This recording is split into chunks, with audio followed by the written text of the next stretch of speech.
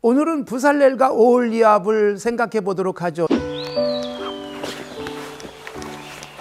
출애굽기 1장에 나오는 그 시브라와 부하를 살폈지만 출애굽기 31장부터 등장하는 부살렐, 오홀리압이 있습니다.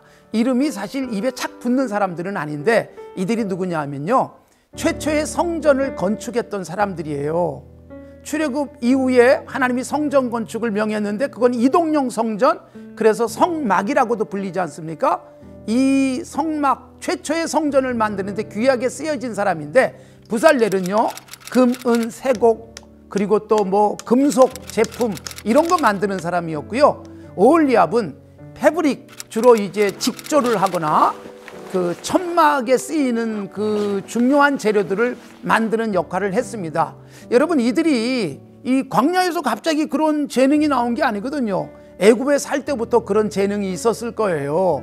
그리고 애굽에 살 때는요, 자기 돈벌이 수단이었을지도 모르고 그걸 가지고 자기가 잘하기 때문에 누구 앞에서든 자랑스럽게 그 일을 했을지도 몰라요. 그런데 놀랍게 출애굽 이후에 자기의 잘하는 것, 자기의 기술, 자기가 그동안 갈고 닦아서 아주 남보다 뛰어난 그 능력이요, 최초의 성전 건축에 쓰일 줄 누가 알았겠습니까?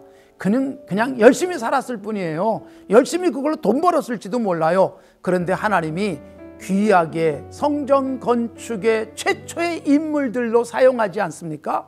우리들은요, 세상 살면서 내가 밥 먹고 살기 위해서 하는 일도 있고요, 또 취미 생활을 위해서 하는 일도 있고요, 나는 남보다 이 부분 잘해, 그래서 할 수도 있잖아요. 어떤 사람은 그림도 잘 그리고, 어떤 사람은 음악을 잘하고, 어떤 사람은 뭐 촬영하고 편집하는 일도 할 수 있고, 또 글을 쓰기를 할 수 있고, 어떤 사람은 뭐 사업을 잘하기도 하고. 그런데 여러분, 하나님께서 내가 잘 준비되어져 있을 때 어느 날 확 데려다가 생각도 못한 하나님 나라 일을 위해서 쓰실 수도 있을 겁니다.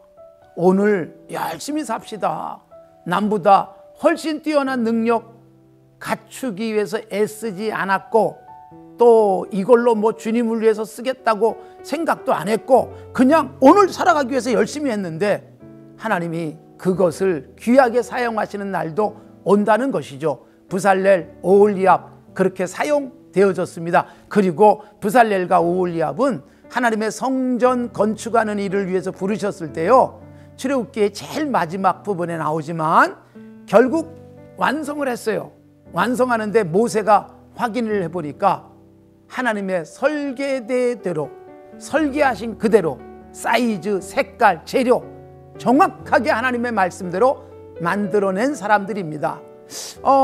우리의 인생도 사실 성전처럼 쓰여지는 것이요, 그냥 오늘 열심히 산 것이 하나님이 내가 이 땅에 하나님의 의를 세우는 데 사용되어지고, 그것이 무엇보다도 말씀대로 되어진다면 나는 부살렐이요 오홀리압 같은 사람이 될 수 있겠지요. 우리 모두 오늘 부살렐이 되고 오홀리압처럼 살아갑시다.